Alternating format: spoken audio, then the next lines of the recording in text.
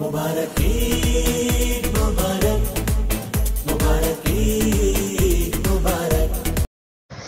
जामिया मस्जिद सैयदना सिद्दीक़ अकबर व मदरसा जामियातुल हसनैन चुनिया में एक अज़ीमुल शान फ़ज़ीलत तकमील कुरान कॉन्फ्रेंस मुनक़्क़द हुई, जिसमें ख़ुसूसी खिताब मोहतरम जनाब शीरी बयान हज़रत अल्लामा मौलाना मोहम्मद नसीर असलम साहब ने फरमाया।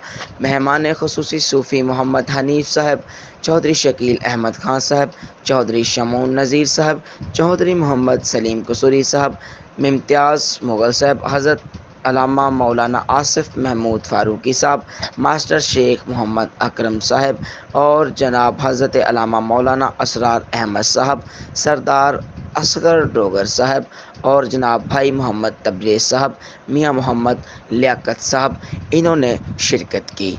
महफ़िल के इख्तिताम पर बानी महफ़िल जनाब डॉक्टर मोहम्मद कुर्बान अली साहब और पाकिस्तान के लिए दुआए खैर की गई।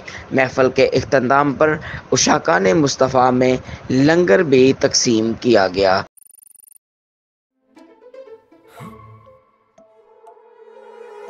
अम्मी, क्या? समोसा। सब्र के इस इम्तिहान में सब्र का फल हम ले आएंगे। इस रमजान जो चाहो, जहाँ चाहो, जब भी चाहो, फूड पैंडा से खाना मंगवाओ।